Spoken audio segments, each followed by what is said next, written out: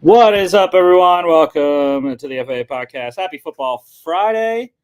It's been a good weekend. Happy Merry Christmas. Happy Hanukkah. I heard that starting today. And happy early New Year. A couple days away from that. Getting into 2025. Exciting stuff. We got a game going on right now. About to go to halftime. Vanderbilt up 14-10 in the Birmingham Bowl. We had a game go down today as well. So let's get into the games we missed during the week here. Famous Idaho Potato Bowl on Monday. I think that was Monday. I don't know. The days all run together at this point. But famous Idaho Potato Bowl, Northern Illinois, 28-20 in double overtime over Fresno State. I was hoping for Fresno. I had a live play on Fresno, but wasn't able to get it done there. Josh Holst for NIU, Ethan Hampton, the normal quarterback this year in the portal. So Josh Holst got the start. 60%, 182, 2 touchdowns, a pick, 16 carries for 65 yards, really efficient on the ground there. For Fresno, it was two different guys. Jaden Mandel got the start of the game. Wasn't very good, 50%, just 3 of 6, 31 yards a pick. Joshua Wood played the majority of the game, though, 69.6%, 180, a touchdown, 11 carries, 32 yards, and a rushing touchdown as well. Fresno was in control of this early. They were up by a couple scores, missed 2 field goals, one of them blocked. And they could not hold on, and it had stayed true. It was actually the reverse. I think the announcer said of this year, Fresno had been a second half team, NIU was a first half team. Really flipped. Fresno could not hold on to the lead in this one.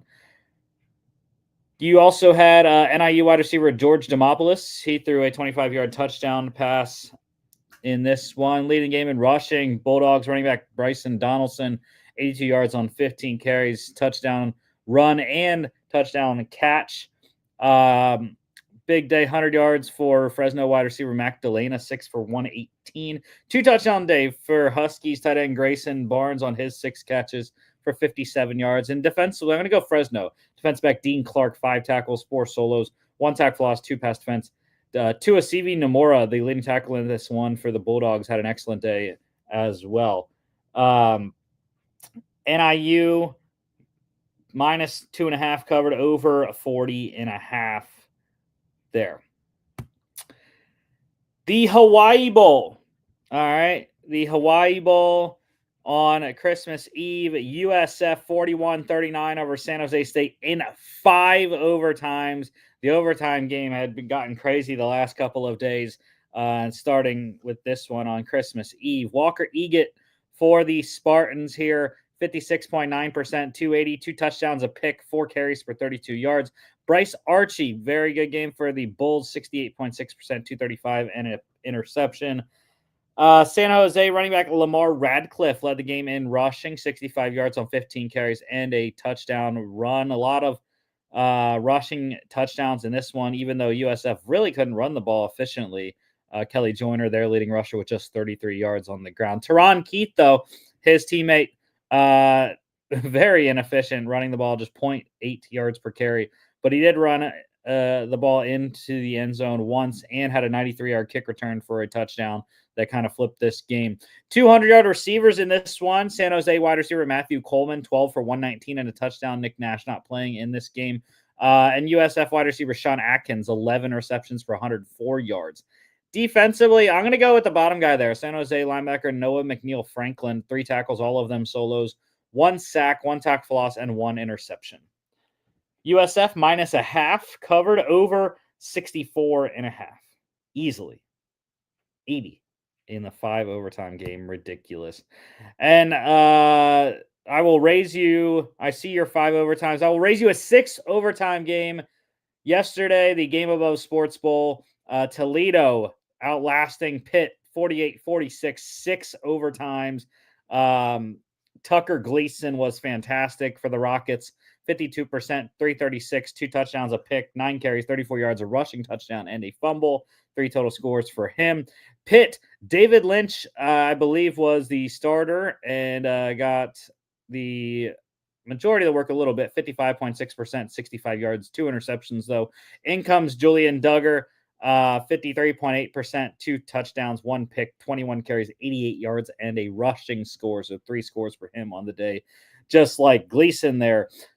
Pitt running back Desmond Reed went wild, 32 carries, 165 yards, touchdown, 5 catches for 15 yards. Toledo wasn't able to run the ball that much. You see Jaquez Stewart there, 39 yards, their leading rusher in this one, although he did average 5.6 yards per carry. Massive, massive day for Toledo wide receiver Junior Vander Ross III, 12 receptions, 194 yards, and a touchdown.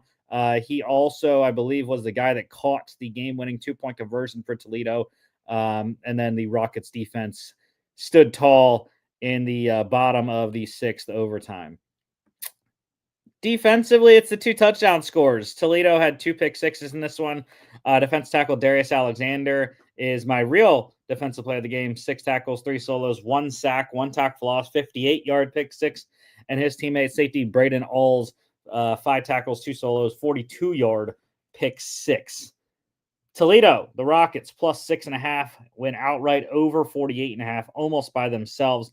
94 points in this 6 overtimes. Rate Bowl yesterday, the Kansas State Wildcats eking one out 44-41 over Rutgers. They came back from 17 points. I believe that tied the program record for the most biggest comeback in their history. Ethan Kaliak-Manis for the Scarlet Knights. Really inefficient. Both quarterbacks not very good throwing the ball. 43.8% for Kaliak-Manis, 237, touchdown, a pick, 11 carries, 18 yards. Avery Johnson, 50% passing, 195, 3 touchdowns though, 1 interception, 11 carries, 57 yards, and a rushing score. So very productive 4 touchdown day for Avery Johnson. Also very productive, Dylan Edwards in this one. The Colorado transfer, 18 carries, 196 yards, 2 touchdown runs. Also had a receiving touchdown on his 2 catches. So 20 total touches, 223 total yards, and 3 touchdowns. Excellent performance for Dylan Edwards in this one.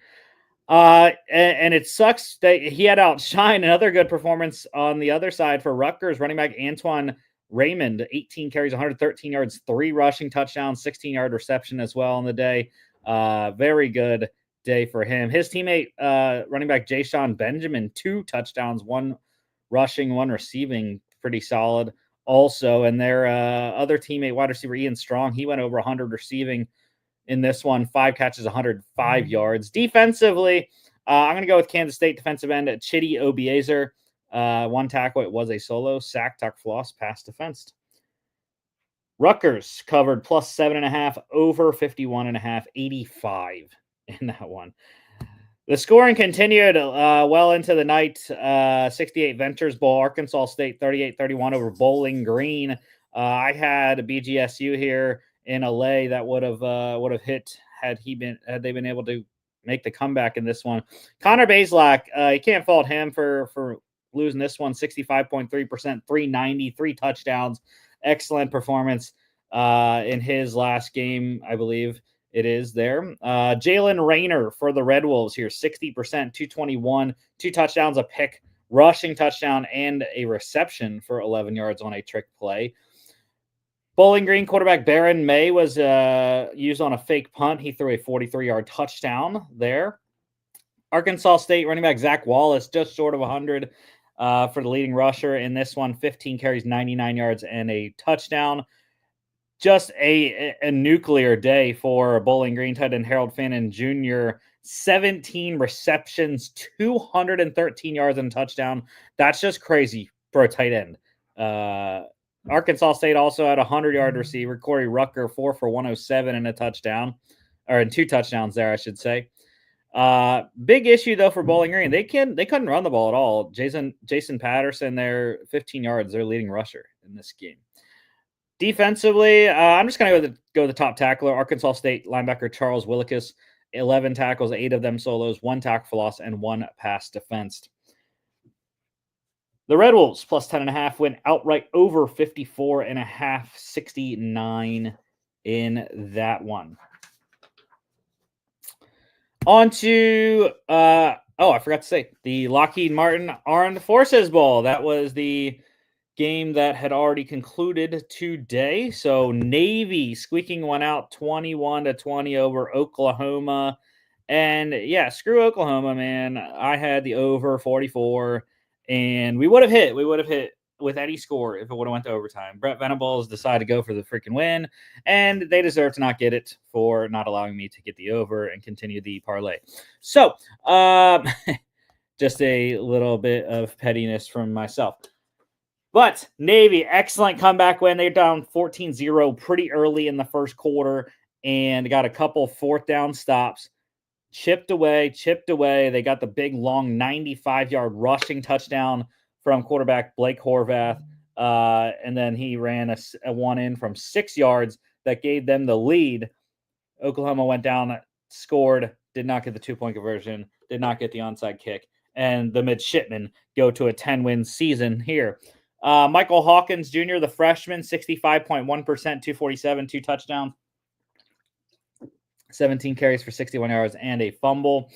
Punter Luke Elzinga for the Sooners completed a fake punt, 28-yard completion for him.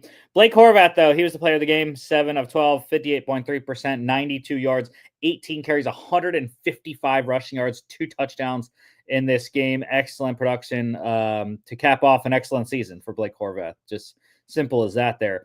The leading non-quarterback in this one, Oklahoma running back Gavin Sawchuk, 13 carries, 67 yards, a touchdown. Also caught 5 for 11 yards. Leading receiver was Oklahoma's wide receiver Ivan carrying 7 receptions for 72 yards. And defensively, got to go with Navy. Defense tackle Griffin Willis, 2 tackles, both of them solos, 2 sacks, 2 tackles for loss. The midshipman plus 2.5 went outright under 44.5. I hate you, Brett Venables. All right, now on to the NFL here. We got the Packers 34-0 shutout of the Saints. First team to be shut out this season. And I mean, the Packers were just on fire, and they have. This is what they do, right? This is the Packers get this late season. They're kind of like the Rams, to be honest. They get this late season push, and they get into the playoffs, and then they make some noise, which I would not be shocked if they did make some noise this year, because it seems like they are a solid team. And we've talked before about their losses this year, their 4 losses, twice to the Lions. They lost once to the Vikings, and they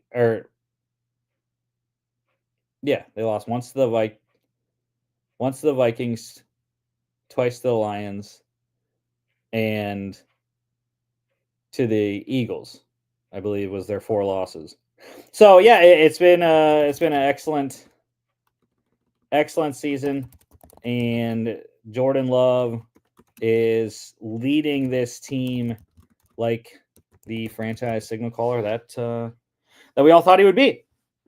So Jordan Love here, 57.1%, 182, a touchdown. Didn't have to do a lot in this game. Saints did not put up much of a fight. Spencer Rattler, it was a tough night for him. 50%, 153, a pick, 5 carries, 28 yards, and a fumble. Pressure in his face all night. Malik Willis completed one of his 2 passes for 34 yards at the end of the game there. Josh Jacobs, leading rusher in this one, 69 yards on 13 carries, did score a touchdown, 4 catches for 38 yards as well. The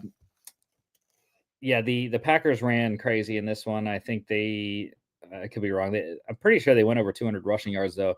Maybe, but they had 3 total. They had 3 running backs. All 3 running backs score touchdowns. Jacobs, Wilson, and Brooks there. Jaden Reed led the game in receiving for Green Bay. Caught 3 of his 4 targets for 76 yards. And defensively, I am going to go with Packers defensive tackle Devontae Wyatt, George Bulldog. 4 tackles, 3 solos, 1 sack, 2 tackles, lost 1 QB hit. Packers minus 14.5 covered easily. Under 43.5. That's rough. Christmas. Yeah, Christmas sucked. The games weren't that great, and the 2 teams I picked lost. So the Chiefs securing the number 1 seed in the AFC playoffs, 29-10, crushing of Pittsburgh. And This was close. This is back-to-back weeks. The Steelers are in a 3-game slump here after starting 10-3. However, they have been in the same predicament 2 weeks in a row. They go into the third quarter. They go into the fourth quarter in the game, and it just completely dissolves from there. The Steelers were in this game. It was 16-10, I believe, at one point, and they just couldn't get any closer. And they could not make the stops they needed on defense, even with Deshaun Elliott back in this one, even with George Pickens back in this one on offense. They just couldn't get it going. And they ran the ball very effectively in this game as well. They ran for over 200 yards, I believe. But it just, for some reason, they couldn't get stops on defense and keep the scoring down. Just like last week, though, when they were playing in Baltimore, they had the same thing. They were down a touchdown going into the fourth quarter. 2 total touchdowns, including a pick 6 from Marlon Humphrey. The Ravens run away with it. So I don't know what has to be fixed, but they got one more game to do it.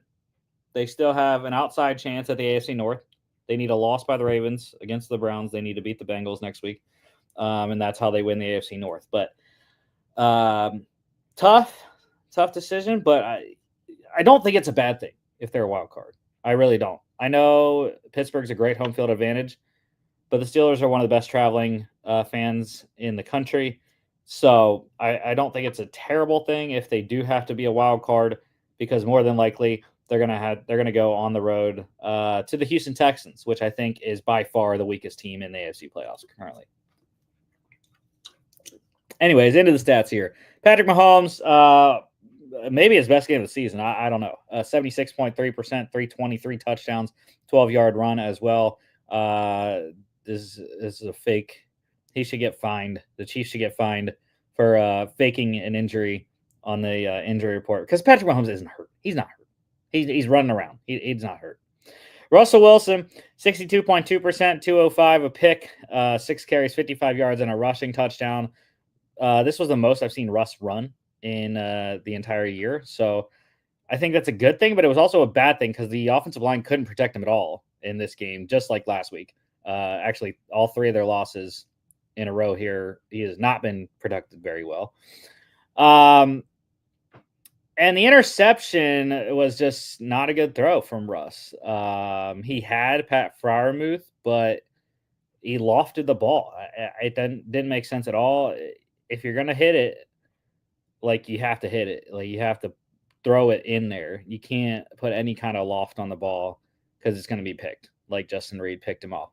And also there was a miscommunications, I think, on that play. George Pickens, if he would have ran a fly route straight up the field, it would have put Justin Reed in a predicament on whether to cover Freiermuth or cover Pickens, because it looked like they were kind of running cover 2, and Pickens ran a short route, which allowed him to be covered by the flat corner there. Najee Harris, though, led the game in rushing, 74 yards on 13 carries, 2 catches for 7 yards. Like I mentioned, the Steelers were able to run the ball. It wasn't a big issue. No Chris Jones. They were definitely able to run the ball, just not efficiently enough, apparently, because they got down and they had to start throwing it. Chiefs couldn't run the ball, however. 20 yards for Kareem Hunt. He was the leading rusher for KC in this one. Travis Kelce went crazy, became the 4th, I think, tight end to reach 1,000 receptions, and passed Tony Gonzalez for the most touchdowns, I think. Most receiving touchdowns in Kansas City history.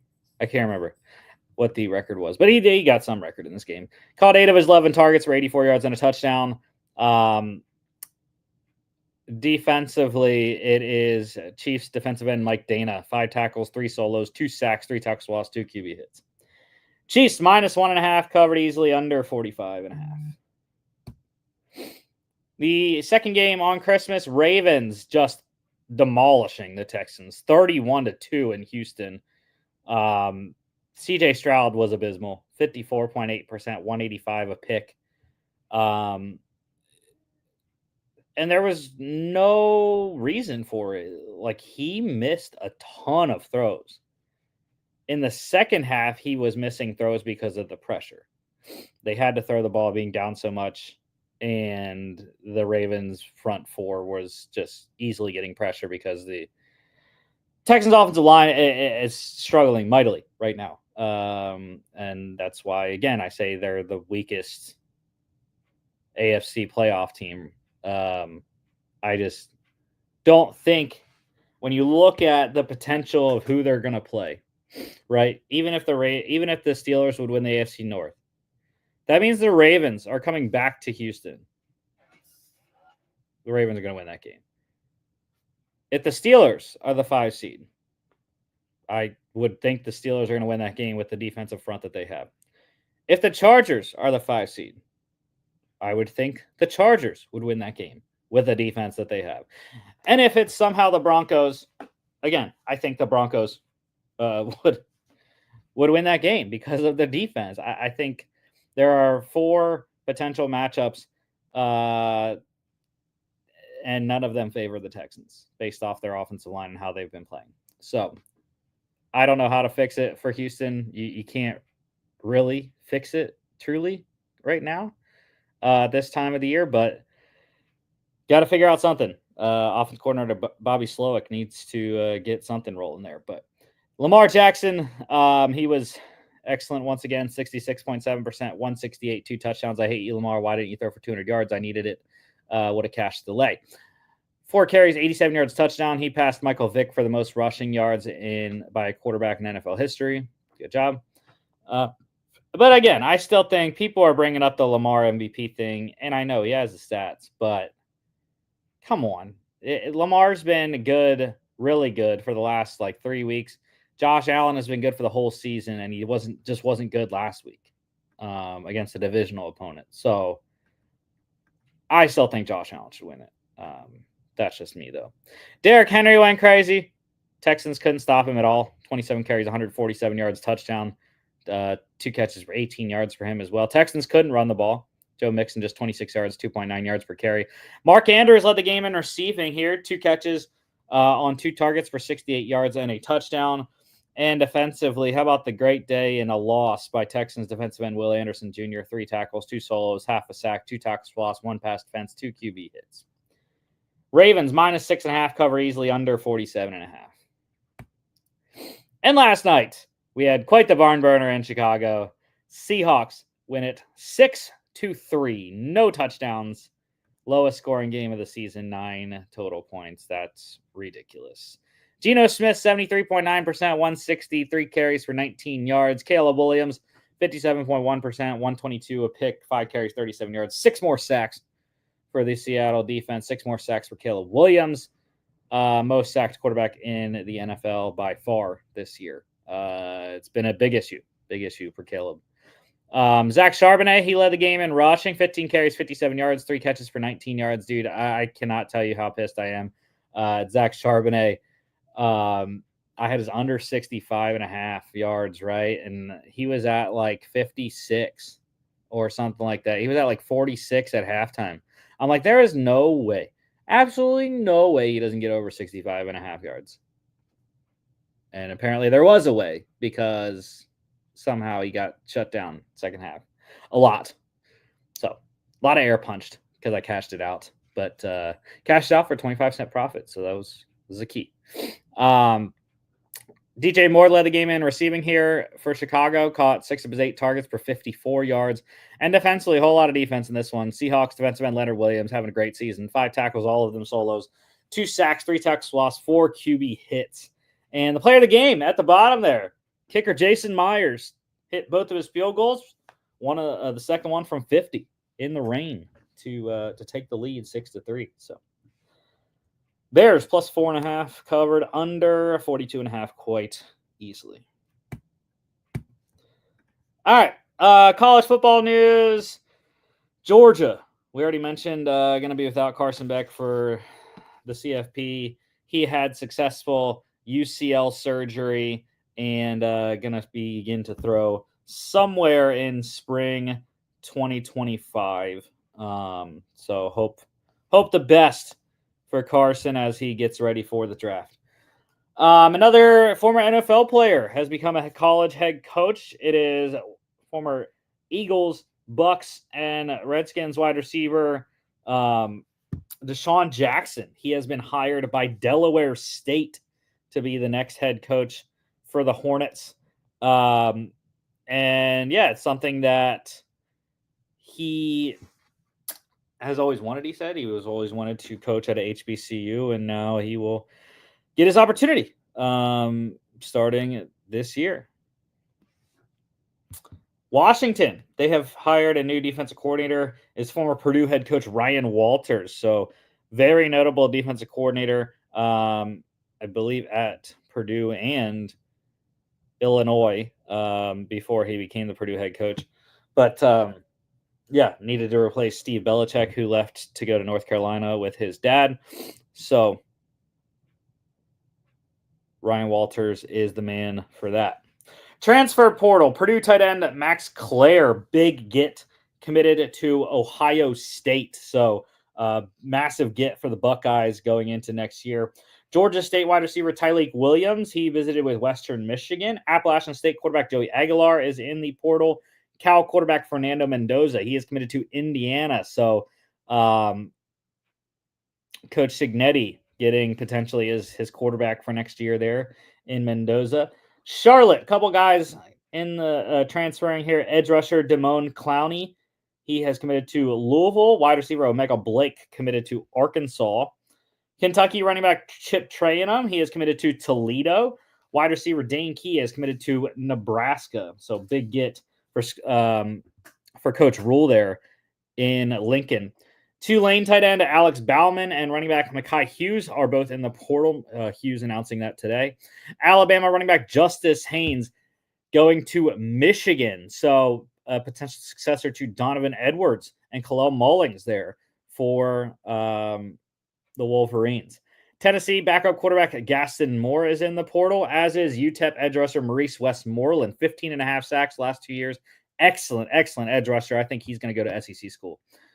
TCU wide receiver JoJo Early has committed to Dan Mullen and UNLV. Duke running back Star Thomas, former New Mexico State transfer, is now going somewhere else out of Duke. Rice running back Dean Connors. I think he is very underrated. Had a great season for the Owls this year. Even, I know a lot of people don't pay attention to Rice, but Dean Connors is a great player.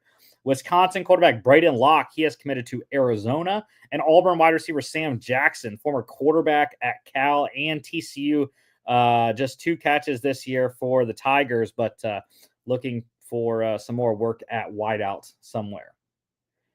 UFL news, couple signings. The Stallions, big news for Birmingham. They have re-signed quarterback Matt Corral, led them to the championship game and to the third straight championship for Birmingham this year. He was with the Vikings and now is back in Birmingham for 2025.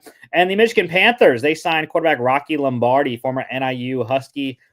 He will join the quarterback room in a 4-way battle for the starting spot this season. Want to mention also UTSA corner Denver Harris. He is in the portal. Just announced that today. And so on to NFL news. Former Seahawks head coach Pete Carroll was in the news this week, expressing interest in the Bears head coach opening. Would like to return to the sideline next season, so he would once again become the oldest head coach in the NFL. If he is hired somewhere, we'll see, though. Bill Belichick was not offered any positions, so we'll see if Pete can get it anywhere. The Browns, they're going to start quarterback Dorian Thompson-Robinson again this week. Was dinged up in last week's game, but he is good to go. And also with the Browns quarterback situation, Deshaun Watson, he has agreed to restructure his contract, easing the cap number for future years, getting to spread it over 25 and 26. Apparently his $73 million cap hit for 2025 has not been changed necessarily, but helping the team out in the coming seasons with the cap number. More than likely, this means he's going to be on the team in 2025. There's going to be competition brought in, whether it's a rookie or veteran. However, Watson looks like he will be back with Cleveland next season. Clinching scenarios for this week. So the Chiefs already got theirs done. They clinched number 1 seed in the AFC playoffs. The Broncos, they can clinch a playoff berth with a win or a tie against the Bengals. The Chargers also able to clinch a berth with a win or a tie on Saturday against the Patriots, or a Dolphins and Colts losses or ties. Those two together would mean the Chargers are in. Dolphins against the Browns, Colts against the Giants. Lions on the NFC side, they can win the NFC North and clinch the number 1 seed with a win and a Vikings loss. Lions playing all the way on Monday, so they will know if they are in a win and in scenario by their game playing the 49ers in San Fran. The Vikings playing host to the Packers on Sunday night. Or on Sunday, I should say. Eagles, they can win the NFC East. They all they have to do is win or tie against the Cowboys, or if they lose to Dallas, Washington losing to Atlanta on Sunday Night Football or tying Atlanta would mean the Eagles are your NFC East champs.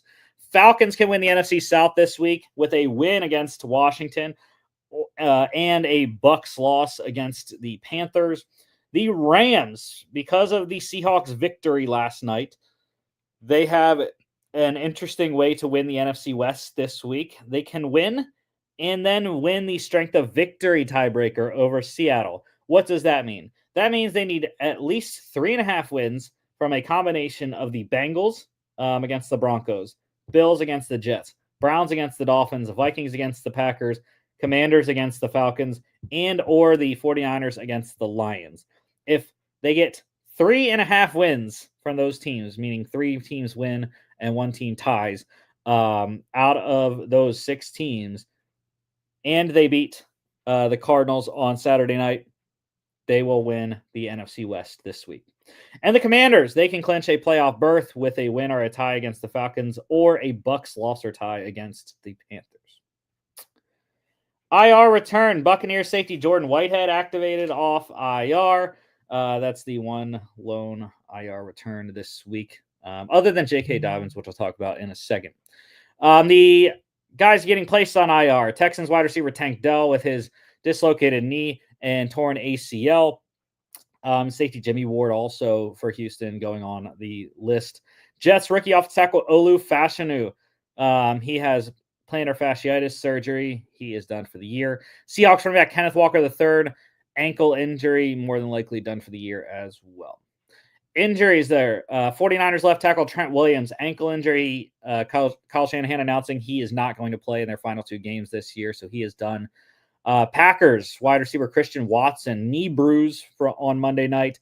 Could play this week, though, potentially, against the Vikings. Dolphins linebacker Bradley Chubb with a knee injury won't be activated off IR, so he will not play this year, unfortunately, for Chubb. Cowboys, they are shutting down wide receiver CeeDee Lamb. Shoulder injury, had been dealing with it for a few weeks, but he will be out the last 2 weeks of the year. Ins and outs. Cardinals, a lot of issues there for Saturday night's game. Left tackle Paris Johnson Jr. And right tackle Jonah Williams both placed on IR. They are both out. Running back James Conner with a knee injury is questionable, trending toward playing those. So that is some good news, at least, even though they don't have their tackles in Arizona. Jets quarterback Aaron Rodgers, a knee injury. He is uncertain to play this week against the Buffalo Bills. Would be Tyrod Taylor, I believe, would be the backup. Chargers, running back news. Running back Gus Edwards, ankle injury. He is out. However, running back J.K. Dobbins with his knee injury, he is listed as questionable, but activated off IR today. He should be playing tomorrow. Giants, a couple rookie injuries. Rookie wide receiver Malik Neighbors, toe injury. He is officially listed as questionable. Rookie running back Tyrone Tracy Jr., he is good to go. For the Bengals, defensive end Sam Hubbard with a knee injury, PCL.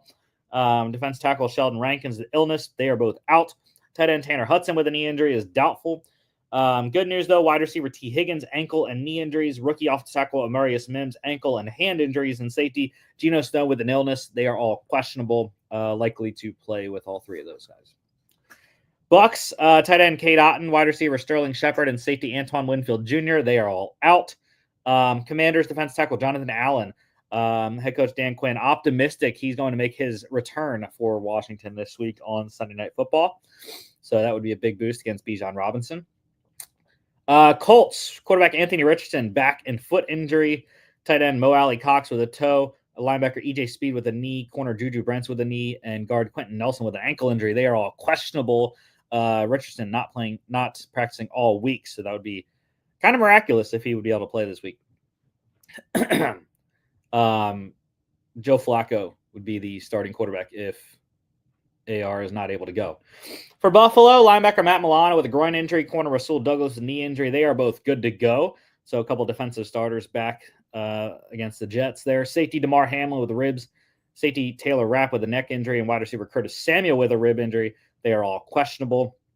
Packers, linebacker Quay Walker with an ankle. Safety Evan Williams with a quad. Offensive tackle Andre Dillard with a concussion. And corner Jair Alexander with a knee injury. They are all out against the Vikings on Sunday. Eagles, quarterback Jalen Hurts with a concussion. He is out. Quarterback Kenny Pickett gets the start against Dallas. And for the Saints, running back Alvin Kamara with a groin injury. He is out once again. Couple releases. The Dolphins, they waived linebacker Shaq Barrett. So he is going through waivers. If he is claimed by another team, he will not be allowed to play the rest of the year. So Drew Rosenhaus, his agent, I believe, hoping that no one claims him. So he will be able to play this year and choose where he wants to go, essentially. The Lions, they waived linebacker Quan Alexander. They are hoping to get him back on the practice squad. And I want to update you on the Birmingham Bowl. Georgia Tech has kicked a field goal, so they are down by 1 now, 14-13 Vanderbilt, 8:30 to go in the third. And a couple signings. The Jets signed Giants kicker Greg Joseph. Vikings signed 49ers corner Ambry Thomas to their practice squad. Browns signing Battlehawks kicker Andre Schmidt to the practice squad. Eagles signed former Eagles quarterback Ian Book to the practice squad, which was with the Chiefs this year. Lions, they re-signed quarterback Teddy Bridgewater. So wins a state championship at his alma mater and heads back to the NFL for Detroit. Going to be the QB3 there behind Hendon Hooker and Jared Goff. College football pick standings. What a week. Oh, I should say the college football playoff bracket. Here we go. This is what we got. It's still set. It's a long time in between these games here, first and second round. So, we got Texas, Arizona State, Ohio State, Oregon rematch, Penn State, Boise State, and then Notre Dame, Georgia. College football pick standings. What a week. What a week Logan had. 10-0 for Sir Logan, and he has gained 2 games on Jimmy, and now he is just 2 back. I lost a game on Jimmy, so I am 4 back. I am struggling with the bowl season here, but Logan, he went 1-0 in his lone wolf. He got North Dakota State right against South Dakota State in the FCS semifinals. I went 0-2 in my lone wolf, Jacksonville State losing a 3-point game to Ohio, and Tennessee getting rolled by Ohio State. Jimmy went 0-1 in his lone wolf, Clemson getting crushed by Texas in the CFP. So we're here to talk about this game. Oklahoma losing 21-20 to Navy, Lockheed Martin Armed Forces Bowl. But we all got to win. We all had Navy. We are all looking bad in this one right now. Georgia Tech 3-point favorites against Vanderbilt. Vandy up by 1 currently in the third quarter. So we will see how that one shakes out. To be honest, I did bet on Vanderbilt. So hopefully Vandy wins. This game, though, 49.5 is the total.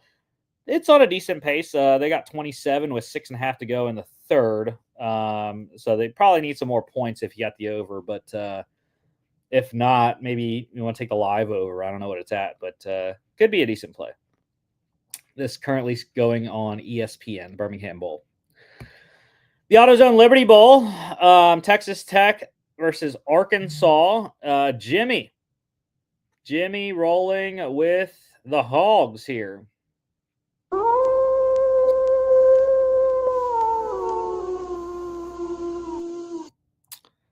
Yeah, I mean, I don't blame him. I have a bet on Arkansas.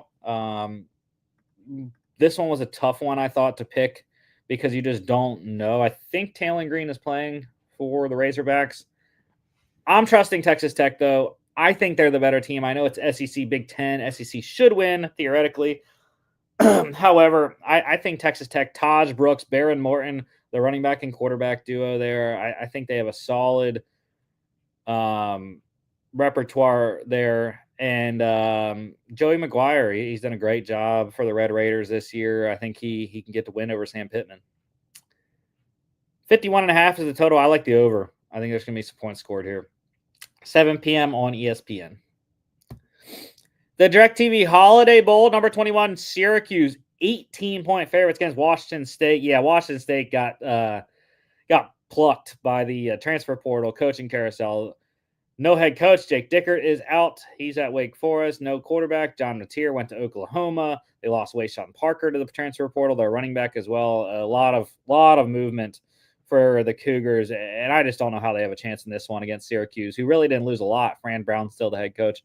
I believe Kyle McCord is playing in this one. Aronde Gadsden, the tight end, and LaQuint Allen, the running back as well. So I think Syracuse rolls them. I lean Washington State plus 18. It's a lot of points, and I have a plus 17.5 in, but I'm not very confident in it. I think Syracuse should be able to win handily. Just lack of personnel for the Cougs. 59.5 is the total. I like the over. 8 p.m. on Fox. Give us some points here. Qs. And the last game tonight, SRS Distribution Las Vegas Bowl, USC against Texas A&M. We are all on the Aggies here. And I think this comes down to transfer portal again. I just think USC lost too much, right? They lost Zechariah Branch. He is in the portal. Miller Moss is already committed to Louisville, I believe. And they lost a couple other guys too. A&M really didn't lose much at all. So whether they have some draft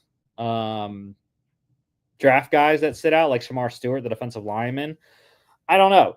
But I think A&M should be able to win this one. Marcel Reed should be playing here, and that's going to be the biggest difference for Coach Elko's squad.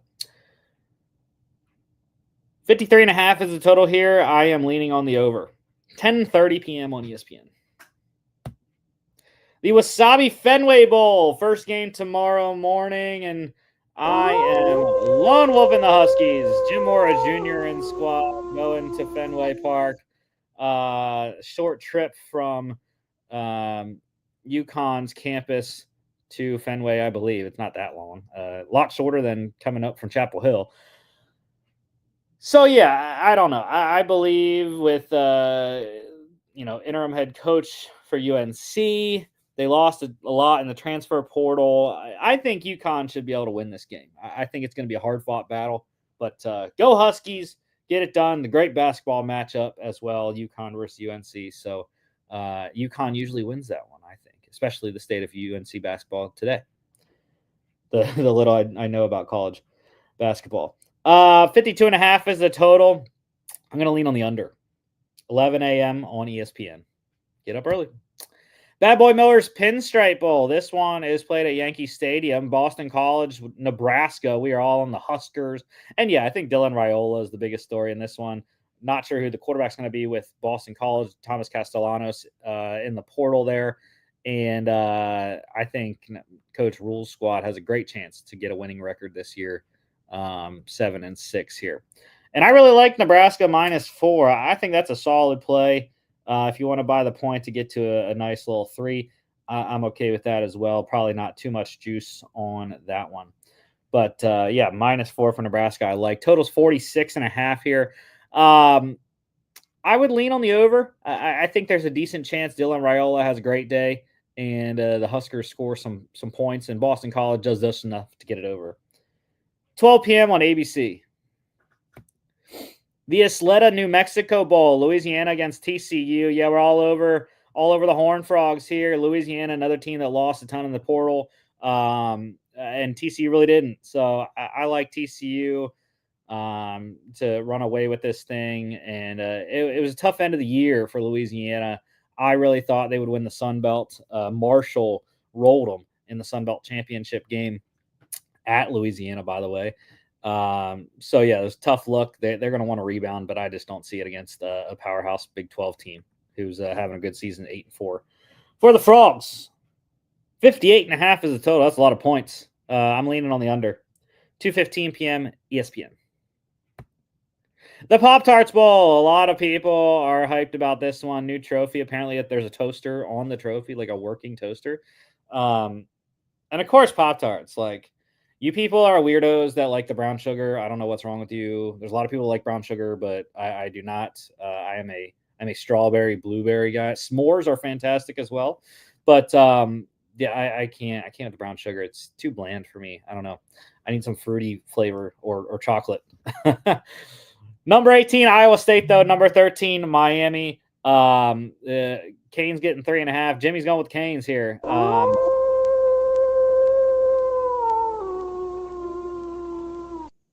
I don't blame him. I originally had Miami, but I went to Iowa State because this should be one of the best quarterback matchups we get in the non-CFP games.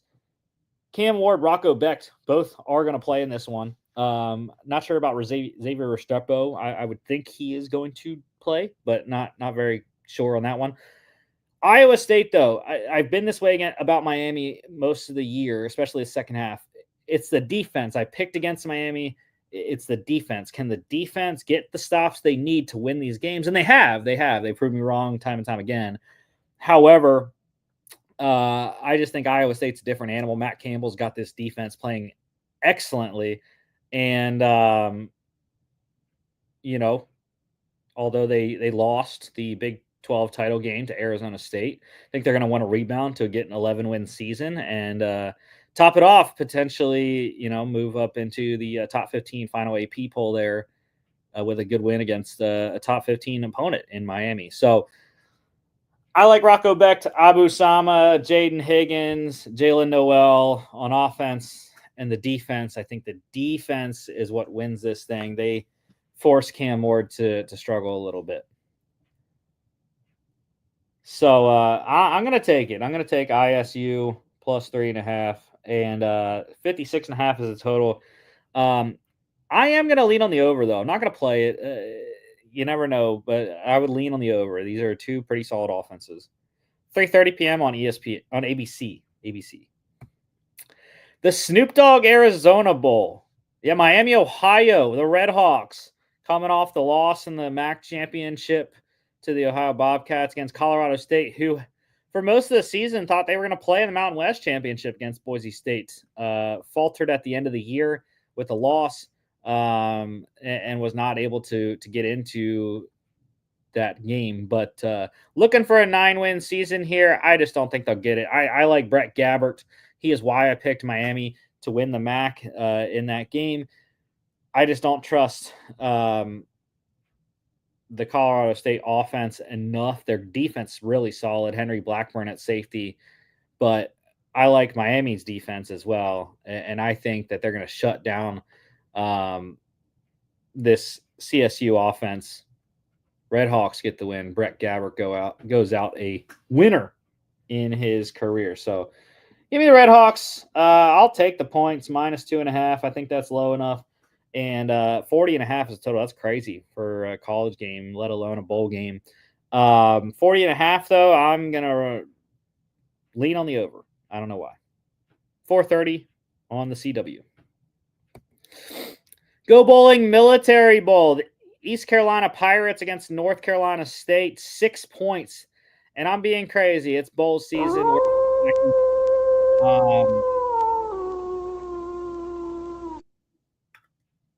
Yeah, I'm going crazy. ECU, I've liked them the last couple of weeks of the season. They've been hot. They've been one of the hotter teams in, the non-CFP squads and whatnot. I like ECU. I think Caton Hauser's having a great season, and give me the ECU Pirates with their interim head coach most of the year.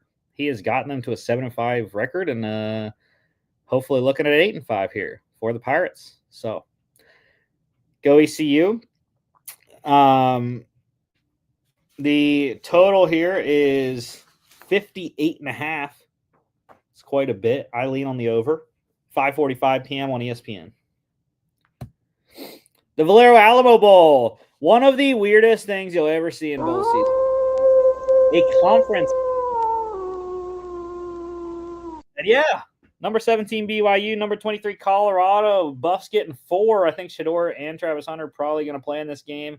But BYU's playing all their guys too. Both these teams want this. This is a de facto third place matchup, a third place game for the Big 12. So Colorado for Logan, I still think that's so funny. He's been one of the biggest Colorado haters all year, and now he's picking them in the bowl game. But I think this is going to be a great game. Parker Retzlaff, I really entrust the BYU team and the BYU defense to get this thing done. I think Kalaki Satani's squad can do it. They have the swagger. They had the running game as well, I think, to push through this CU defense. So give me BYU. Give me the Cougs. I like the Cougs. They've been I've been on them all year. 54.5 is the total. I'm going to lean on the over.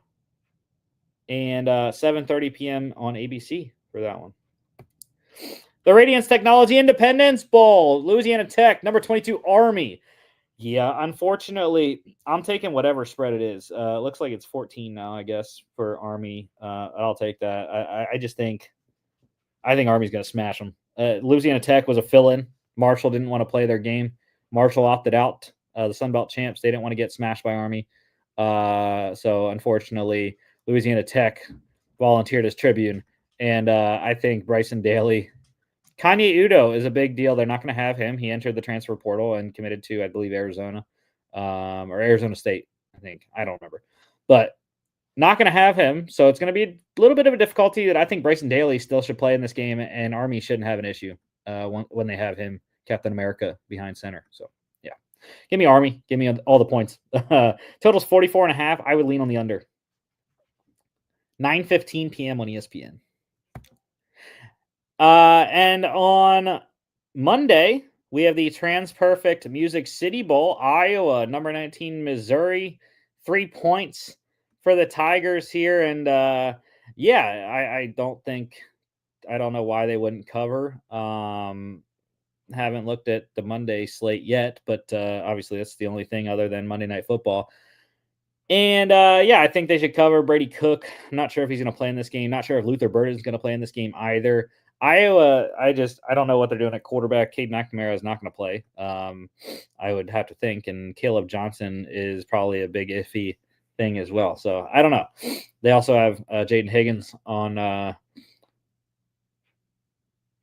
defense to worry about also. So I don't know. A lot of question marks in this one. Who's in, who's out.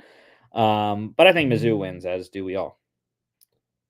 Total's 40.5 in this one. I would lean on the under. 2:30 p.m. on ESPN. NFL pick standings here. John coming out the winner last week, 10-4.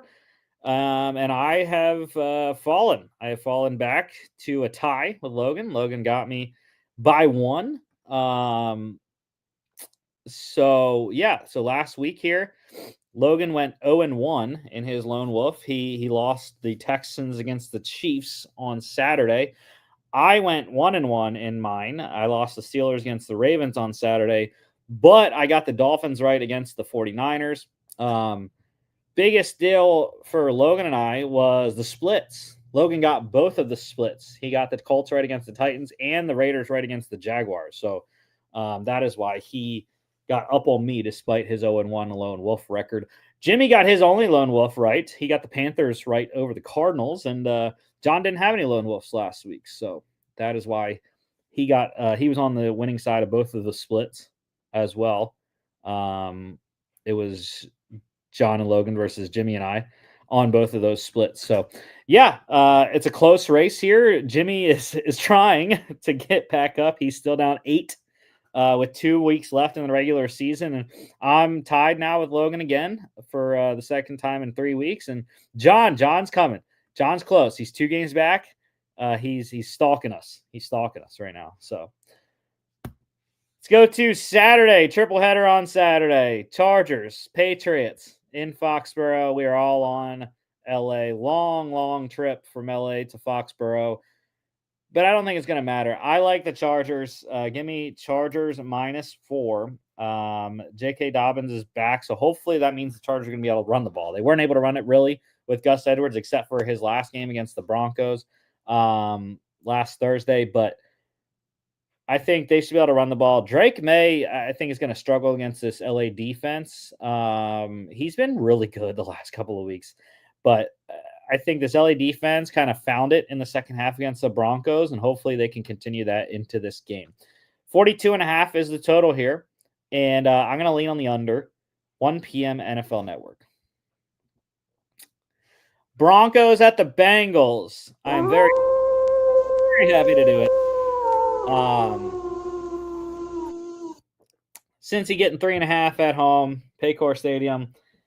Yeah, I don't care. I don't care, man. I am going with the Denver Broncos. They win and they are into the playoffs. 10-win season and Sean Payton's second year at the helm. I don't care. I like it. Give me Denver. I think their defense, despite Joe Burrow's excellent play down the stretch here to try and force the Bengals into the playoffs, I think the Broncos are going to get it done. Bo Nix is going to rebound from that horrendous second half they had against LA, and they are going to get this win. By the way, history precedent here. The last time that the Broncos lost 34 to 17.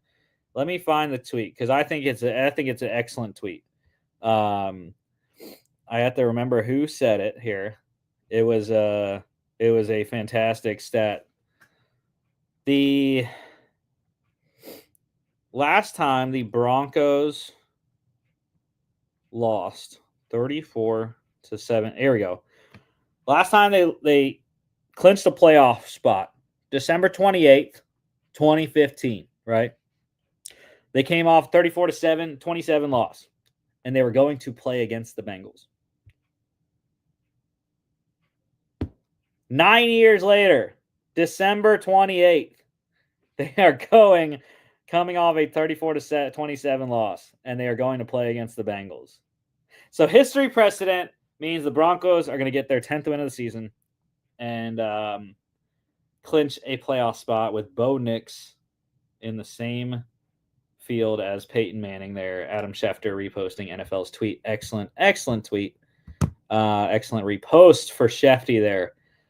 So yeah, give me the Broncos. Give me the defense. I think they get pressure on Joe Burrow and win this game. 49.5 is the total. I'm going to lean on the under.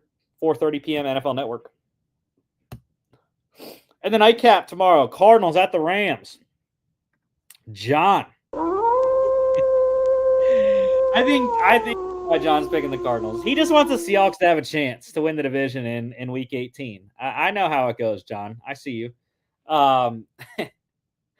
Because they will. It'll be a win and in scenario if the Rams lose this week. I don't see it, though. I just, I mentioned earlier the tackles are out. The right and left tackle are both on IR for Arizona, and I think that's going to cause a big issue. Byron Young, Kobe Turner, Jared Verse, Braden Fisk, that foursome up front is going to wreak havoc, I think, on Kyler all day.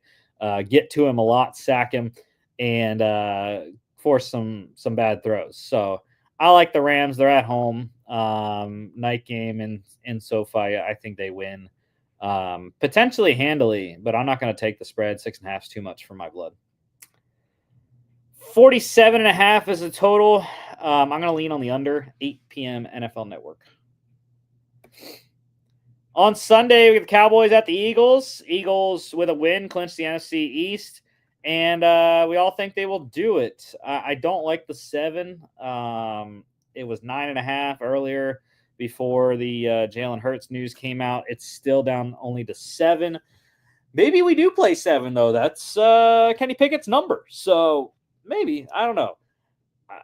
I think this is a Saquon Barkley legacy game. It has to be. He's 268 yards away from breaking Eric Dickerson's record. I don't know if they're going to try to get it done right now, but I wouldn't be surprised if they do try to get him very, very close. That way he doesn't have to play a lot next week against the Giants.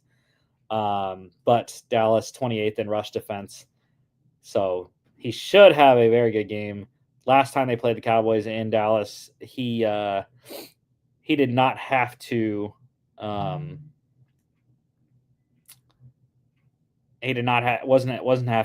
wasn't needed a lot because of the turnovers, the short fields they went up early.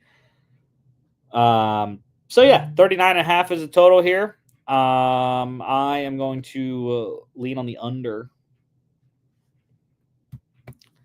Panthers at the Bucks. All right. This is up to 8 now. And guess what? The Panthers have a great track record the last 5 or 6 weeks of covering. So I like the Panthers +8.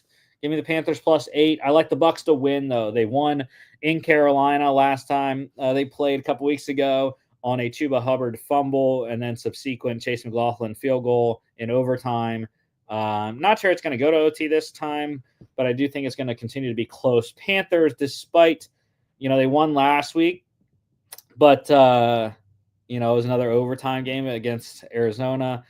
And Bryce Young's been playing excellent again. I mean, he had 3 total touchdowns last week, 2 passing, 1 rushing, and he played well against the Bucks also. So I think Chuba Hubbard run the ball, and Panthers keep it close, but the Bucks win and keep their hopes alive for the NFC South in Week 18. Total is 48.5.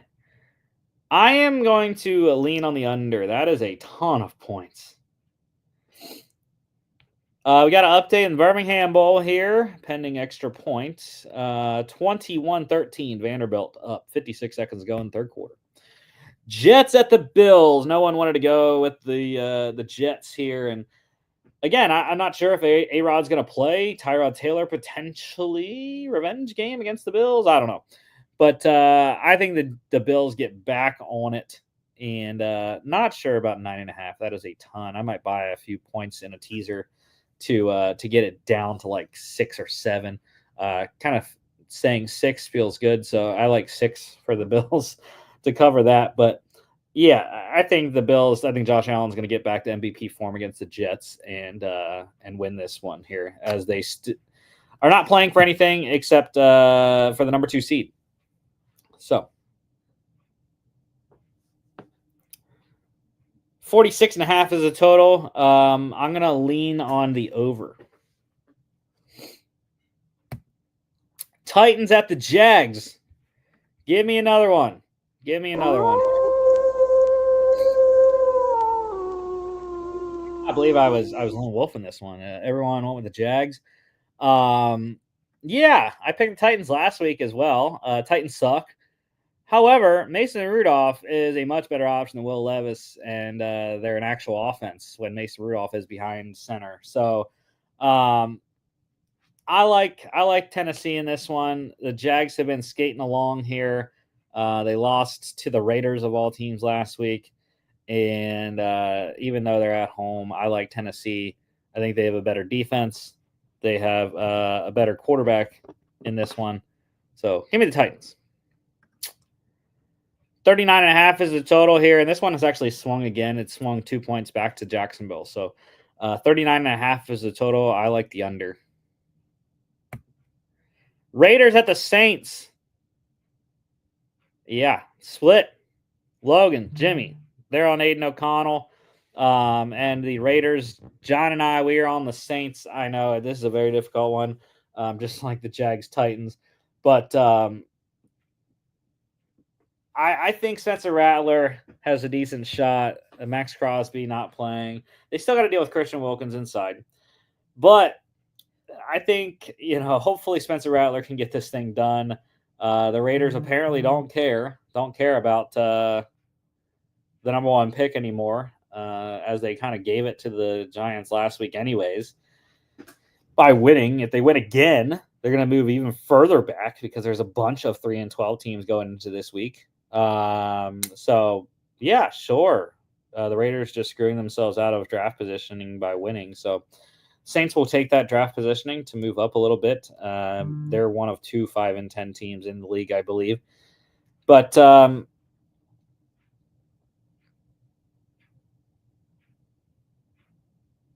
yeah, John and I going on the Saints here. 37.5 is the total. I believe that is the lowest of the week. And I would not be surprised if it goes under, but I'm not playing it. And before we go to the next game, got some news here. Unfortunate news. CBS Sports broadcaster Greg Gumbel has passed away at the age of 78 from his battle with cancer. So prayers go out to the Gumbel family, the CBS Sports family as well. I know I have a friend that is part of that family, the CBS family. So hopefully, not sure how well she knew Greg, but yeah, it's going to be very difficult to watch CBS Sports and not see his shining, witty smile. When you turn on the CBS football on Sunday.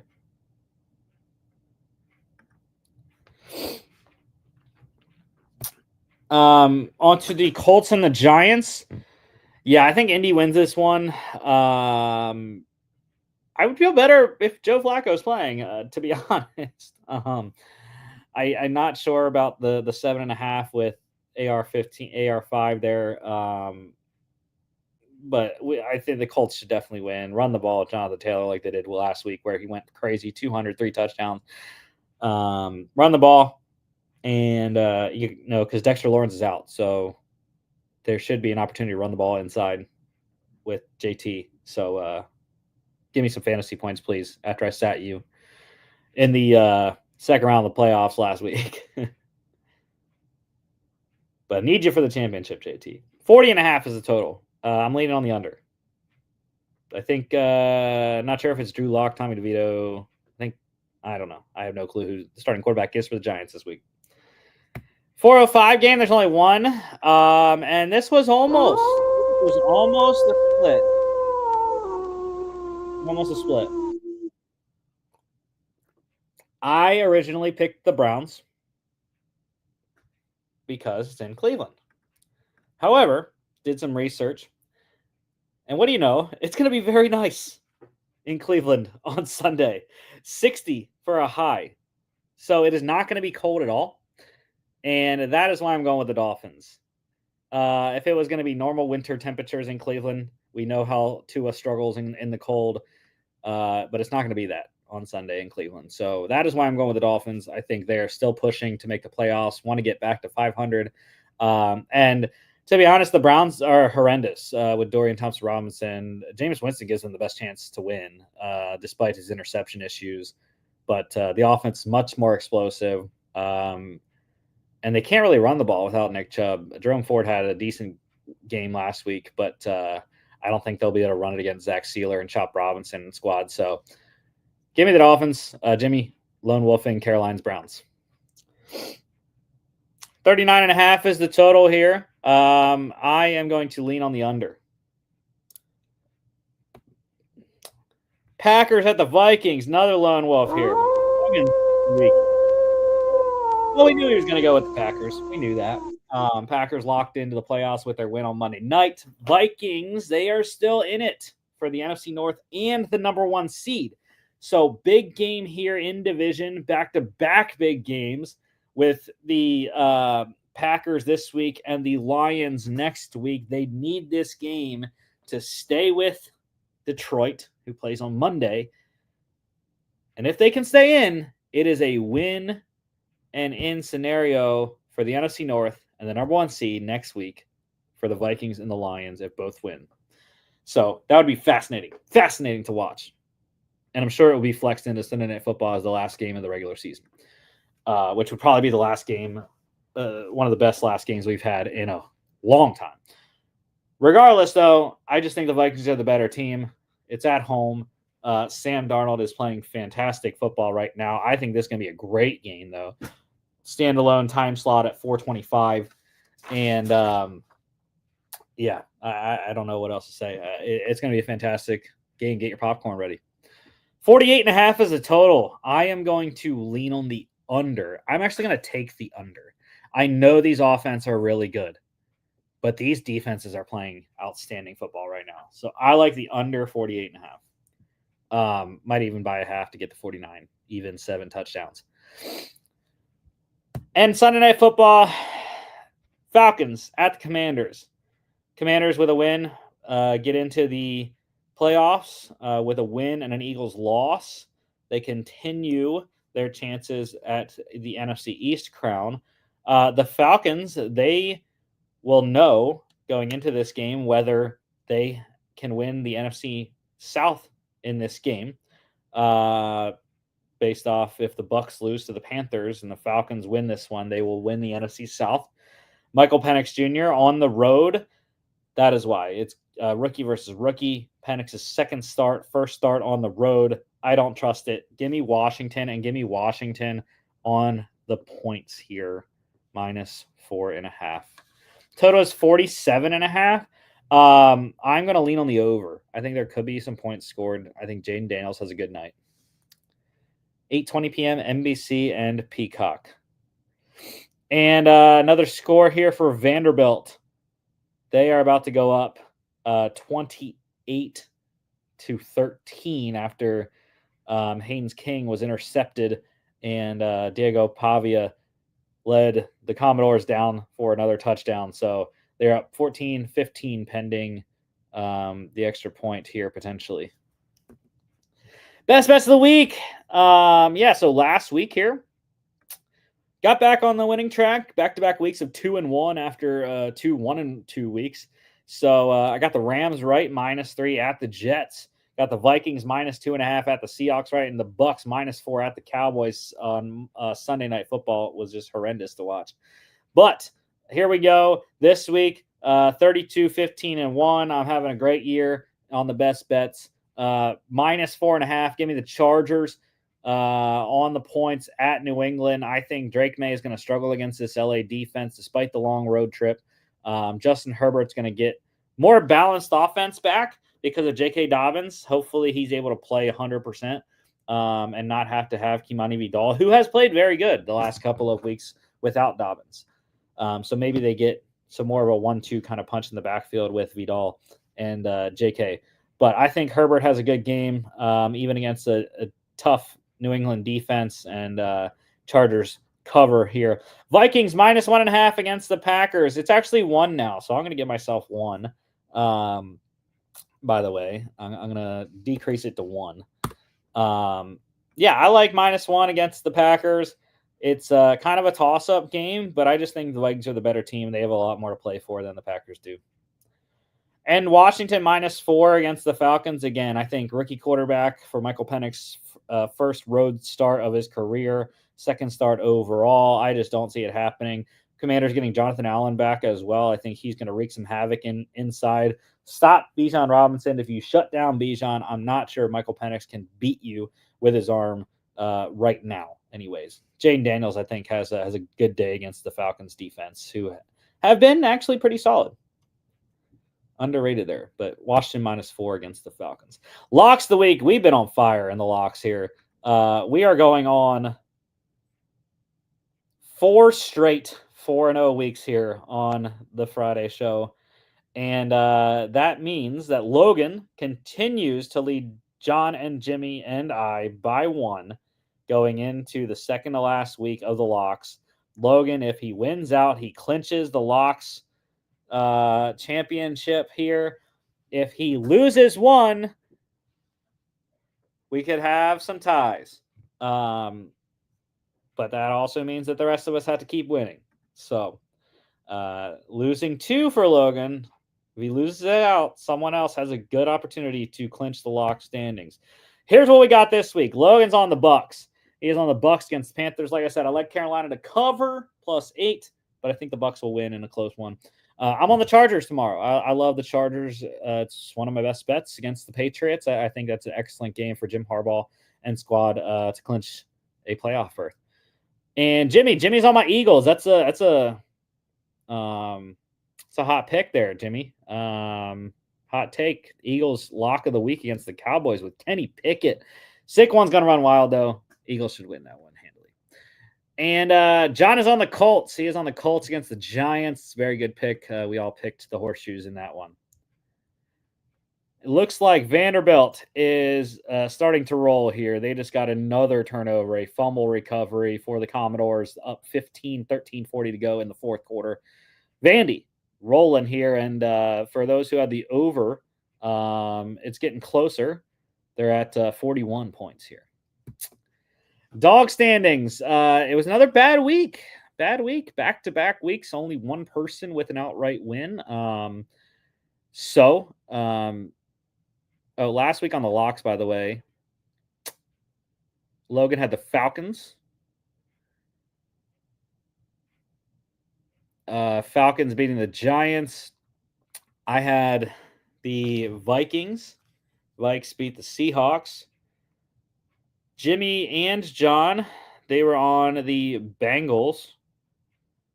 And the Bengals beating up on the Browns. So that was how we all won last week. On the locks, though, Logan, he had the Texans plus 3.5 at the Chiefs on Saturday. They lost by 7 or 8. I had the Steelers plus 6.5 at the Ravens on Saturday. They got crushed by 17. Jimmy, the lone win, overtime win for the Panthers plus 4.5 against the Cardinals. And then John, he had the 49ers plus 1.5 at the Dolphins. Dolphins pulled away late. So I am still down by 1.5. And it's closing in. Jimmy, with his 2 wins, has a chance. He is down 4. He wins out. Logan loses out. He could tie him. And John has already been eliminated quite a while ago, being down by 7.5 or 8.5. 8.5. Here's what we got this week, though. Logan, he is on his Packers plus 1 at the Vikings. That's a very difficult cover. They got to win outright, essentially. I am on the Broncos. I am lone wolfing the Denver Broncos plus 3.5 at the Bengals. Yeah, let's get it. Double win for me. Triple win, actually. They win outright and cover. And I would get a win for the regular standings as well. So give me 3 wins, hopefully, for Denver tomorrow. And Jimmy, he's on the Browns plus 6.5 against the Dolphins. I think they could cover that. They have a decent chance. But then you think about it again, and it's, they're starting Dorian Thompson-Robinson, Jimmy. I don't know what you're doing there. John, he is lone wolf in the Cardinals plus 6.5 at the Rams tomorrow night. I think they have a decent chance to cover that, but I do not think they're going to win. I don't know if they're going to be able to protect Kyler. That's my biggest issue with that one. So that is the show for today. Next week will be the final week of the regular season. Week 18 coming up next week. We could have some interesting playoff scenarios going into that one. We'll see how the games shake out this weekend. But don't forget to follow us on all our social media at FAA Podcast on Instagram and X, FA_bets on X as well. FAApodcast.com is our website. Check us out here on YouTube, Facebook, X, and Instagram, as well as Spotify, Apple Podcasts, iHeartRadio. And we will see y'all back on Monday.